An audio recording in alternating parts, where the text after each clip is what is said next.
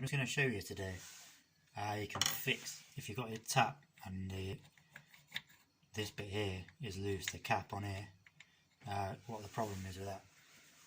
So what you want to do is, it's very easy, if you can get that off, sometimes you just hit it with a hammer. Yeah, I've done it already, so you don't need to do it. Sometimes that will get it off for you. Basically you want to get this off, because your problem is, yeah,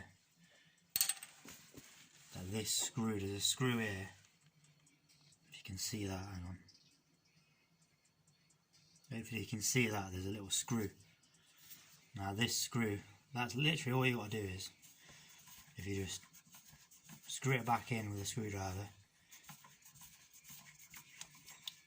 literally, that's it. You've done that,